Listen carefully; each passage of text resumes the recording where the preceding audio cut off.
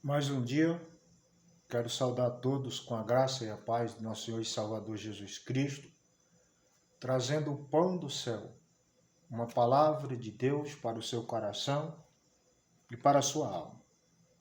Hoje vamos meditar no livro de Números, capítulo 21, versículo do 4 ao 9, que está escrito assim: Então partiram do Monte Or pelo caminho do Mar Vermelho para contornarem a terra de Edom, mas o povo se tornou impaciente no caminho.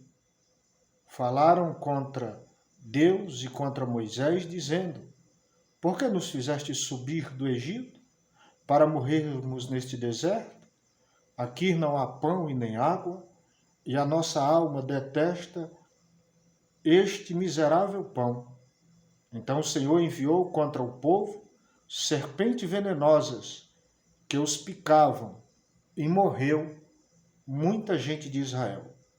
O povo veio a Moisés e disse: Pecamos, pois temos falado contra o Senhor e contra ti. Ora ao Senhor, que tire de nós as serpentes. Então Moisés orou pelo povo. Disse o Senhor a Moisés: Faze uma serpente e põe-na sobre uma haste. Todo aquele que for mordido e olhar para ela viverá. Moisés fez uma serpente de bronze e a pôs sobre uma haste. Então, se alguém era mordido por alguma serpente, se olhava para a serpente de bronze, vivia. Na carta de Tiago, capítulo 3, versículo de 1 a 12, diz que nós somos imperfeitos, nenhum ser humano é perfeito.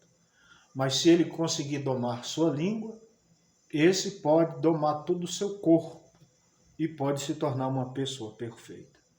E uma coisa que deixa Deus triste é a murmuração. É tanto que quando o povo se torna impaciente, começa a murmurar e dizer, pecar contra Deus, né, e contra o seu líder na época, Moisés, dizendo: por que nos fez sair do Egito? Né? Nós estamos enjoados desse, porque aqui nós não temos pão e nem água. E essa comida miserável, olha que eles estavam comendo maná, ou seja, o pão dos anjos, né? E começou a reclamar. E Deus enviou uma serpente, a serpente do deserto. É as da serpente mais venenosa do mundo. Elas têm apenas um palmo. E quando ela morde alguém, ela tem que, vamos dizer assim, tirar o corpo rápido, senão a pessoa, o corpo da pessoa morre, cai em cima da serpente que mordeu. E o povo se arrepende, pede para que Moisés ore, e Deus diz: faz uma serpente de bronze e coloca na haste. Se der tempo, né? Quando alguém for mordido, se der tempo ela olhar para a serpente de bronze, e essa pessoa não será morta pelo veneno. Nenhum ser humano consegue se salvar sozinho, é tanto que Deus não tirou as serpentes para morder o povo, pelo contrário, levantou a serpente, né, para que todo aquele que fosse mordido pela serpente desse tempo olhar para a serpente de bronze, essa pessoa era curada e não morria do veneno, né? E em Romanos capítulo 3, versículo 10 a 12, a 14, está escrito assim: como está escrito, não há o justo sequer, não há ninguém que entenda, não há ninguém que busque a Deus, todos se extraviaram, juntamente se fizeram inúteis, não há quem faça o bem, não há nenhum só. Olha aqui o versículo 13: a sua garganta é sepulcro aberto, com as suas línguas tratam enganosamente, veneno de víbora há debaixo de seus lábios, a sua boca está cheia de maldição e amargura. Esse é o retrato atual do mundo, dos 8 bilhões que existe debaixo desse sol que mora no planeta Terra, mais de 8 bilhões. Nenhum ser humano consegue se salvar. Murmuração, reclamação, palavrão, xingamento. É tudo coisa que traz a ira de Deus. Assim como Deus não tirou a serpente, nós vivemos no meio de uma sociedade que só reclama e que nada está bom. Ou seja, você e eu precisamos nos converter, reconhecer que somos pecadores, né? Não há um justo sequer. Na sua garganta, o que? A maldição, a amargura, veneno de víbora na língua. Então, o que acontece? Para nós meditarmos nessa de hoje, nesse pão do céu de hoje, para a gente converter a nossa língua e voltar para Deus.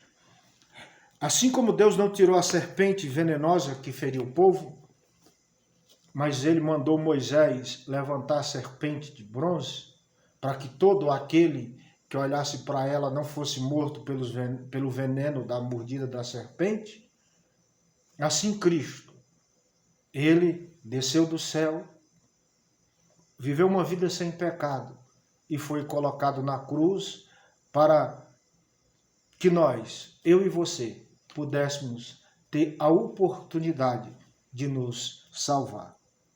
No Evangelho de João, capítulo 3, versículo 13 a 21, está escrito assim: Ninguém subiu ao céu, a não ser o que desceu do céu, a saber, o Filho do homem que está no céu, que é Jesus. Assim como Moisés levantou a serpente no deserto, da mesma forma importa que o Filho do homem seja levantado, para que todo aquele que nele crê não pereça, mas tenha a vida eterna.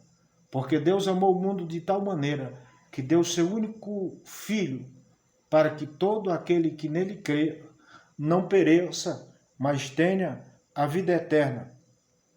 Deus enviou o seu Filho ao mundo, não para que condenasse o mundo, mas para que o mundo fosse salvo por ele.